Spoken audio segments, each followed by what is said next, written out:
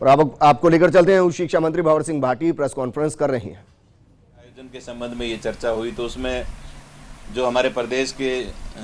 बाहर के जो विद्यार्थी हैं उनको पब्लिक ट्रांसपोर्ट पूरी तरह से चालू नहीं होने की वजह से यहाँ राजस्थान में आने की परेशानी के विषय में हमारे राजस्थान के यूनिवर्सिटीज़ के जो हॉस्टल्स हैं वो अभी खुल नहीं पा रहे हैं। जो हमारी हेल्थ विभाग की एडवाइजरी है उसके अनुसार, गृह मंत्रालय के आदेशों के अनुसार, और उसके साथ साथ हमारे जो विद्यार्थी हैं जो गांव में रहते हैं, जिनको शहरों में कमरा लेकर के रहना होता है, पीजी गेस्ट हाउस में रहना होता है, तो उनके सामने भी अभी रूम अवेलेबल होने की समस्या है। और विद्यार्थी कोरोना के इस बढ़ते हुए संक्रमण की वजह से मानसिक चिंता में भी है। तो इन तमाम परिस्थितियों को मद्देनज़र रखते हुए माननीय मुख्यमंत्री महोदय की अध्यक्षता में जो बैठक हुई, उनके द्वारा उस बैठक में ये निर्णय लिया गया कि राजस्थान के सभी विश्वविद्यालयों के हमारे शेष रही हुई जो परीक्षाएं हैं वो परीक्षाएं नहीं करवाई जाएगी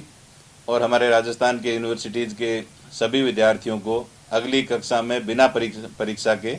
प्रमोट करने का निर्णय माननीय मुख्यमंत्री महोदय के स्तर पर यह निर्णय हुआ है। चूँकि माननीय मुख्यमंत्री महोदय का ये निर्णय हमारे राजस्थान के विद्यार्थियों के स्वास्थ्य को मद्देनज़र रखते हुए, कोरोना की बढ़ती हुई संख्या को देखते हुए ये निर्णय लिया गया है। और अब चूँकि कल रात्रि को यूजीसी के द्वारा एक जो गाइडलाइन जारी की गई है उसमें जो हमारे फाइनल ईयर के स्टूडेंट्स हैं उनके लिए एग्ज़ाम करवाने के लिए कहा गया है। 2 दिन पहले ही जिस प्रकार से राज्य सरकार ने निर्णय लिया कि हम राजस्थान के विश्वविद्यालयों की परीक्षाएं इन परिस्थितियों में राजस्थान में आयोजित नहीं की जा सकती है, तो यूजीसी की जो गाइडलाइन है, उनके जो दिशा निर्देश है वो देश भर के लिए उन्होंने जारी किए हैं। हम यूजीसी के और एमएचआरडी विभाग के हर आदेश का सम्मान करते हैं, लेकिन जिस प्रकार से हमारे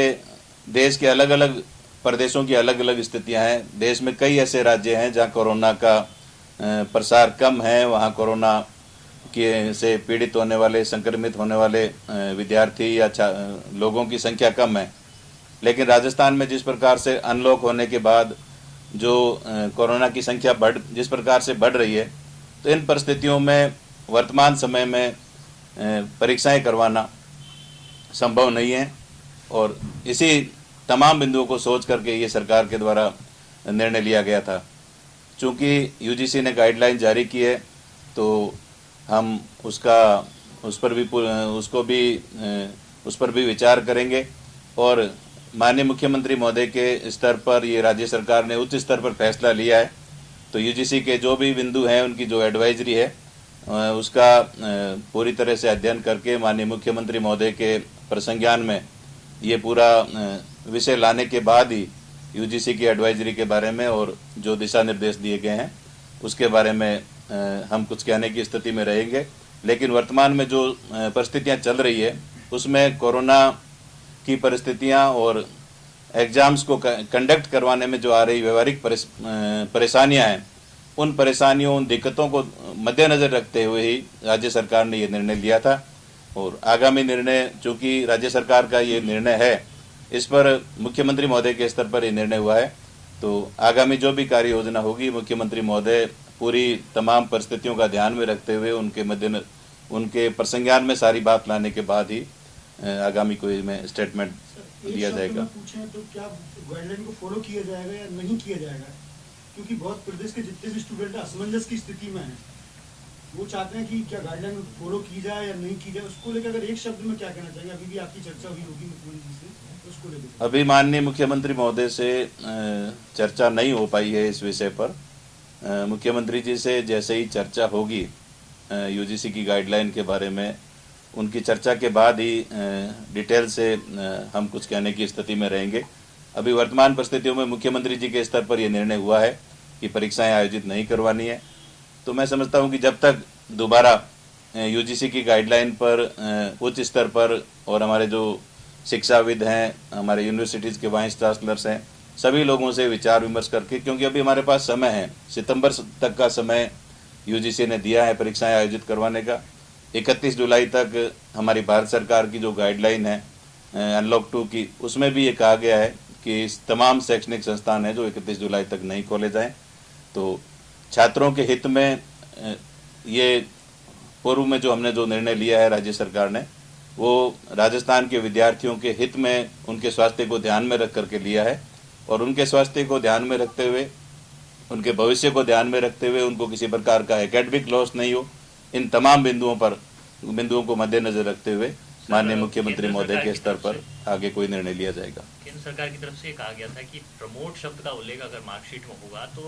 इसका आगे भविष्य में जाकर के उन्हें उनके करियर में कई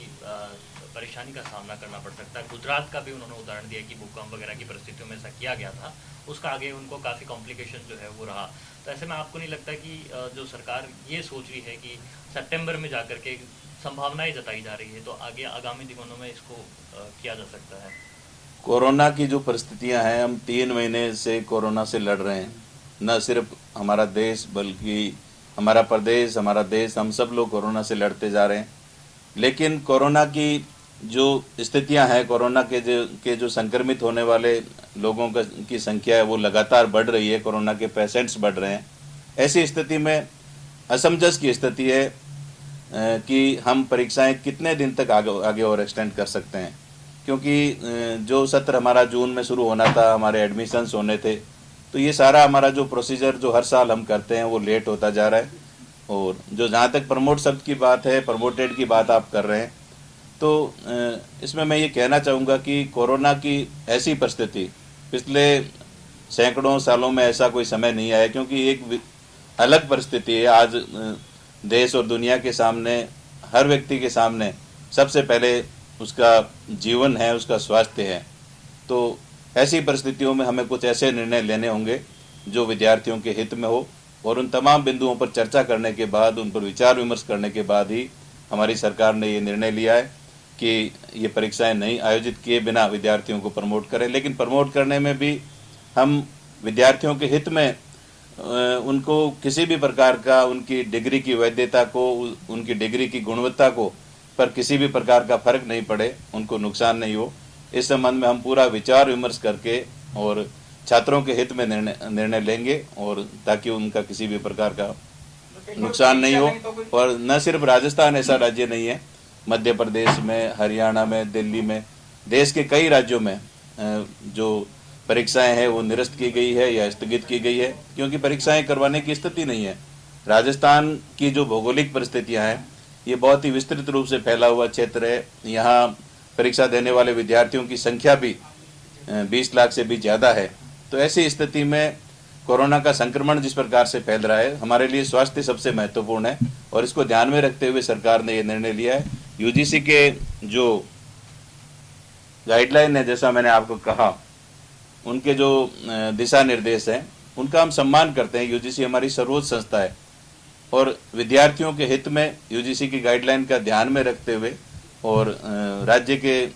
का जो वर्तमान जो कोरोना की परिस्थितियां हैं, उन तमाम परिस्थितियों को ध्यान में रखते हुए मुख्यमंत्री महोदय के स्तर पर इस पर पुनः चर्चा की जाएगी, और यूजीसी के जो दिशा निर्देश हैं उस पर उसके बाद सरकार के द्वारा कोई प्रतिक्रिया दी जाएगी। समय नहीं है अभी, आप तो आपके पास तो सितंबर का समय है, लेकिन अब स्टूडेंट क्या करे, तैयारी करे या नहीं करे? ये स्टूडेंट्स के सामने बड़ी असमंजस क्या करेंगे? आप ये कह रहे हैं कोरोना के खिलाफ हुआ अभी 7 दिन पहले ही 10वीं और 12वीं की परीक्षाएं हुई हैं, तो क्या उनके लिए कोरोना का खतरा नहीं था? अगर सरकार ये कहती कि कोरोना की वजह से हो रही है, तो फिर ये तो 10वीं और 12वीं बोर्ड की परीक्षा नहीं होनी चाहिए थी अगर कोरोना की बात है। देखिए, कोरोना का जो ग्राफ है वो डे बाय डे बढ़ रहा है। कल राजस्थान में 400 था तो आज 500 हुआ है, उससे पहले 300 था, कई दिनों तक 200 का रहा प्रतिदिन कोरोना के संक्रमित होने वाले लोगों का।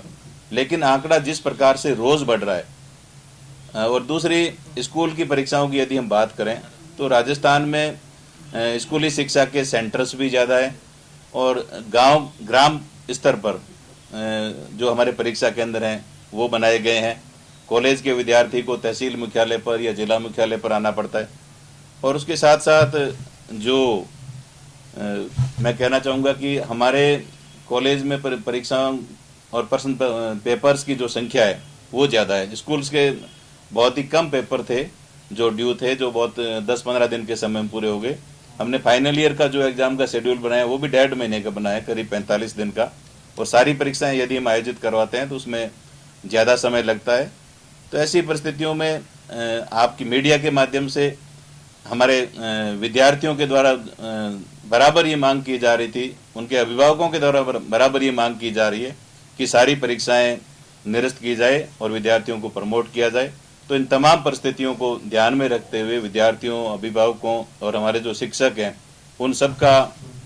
स्वास्थ्य का ध्यान में रखते हुए और कोरोना की परिस्थितियों को ध्यान में रखते हुए राजस्थान की सरकार ने निर्णय लिया है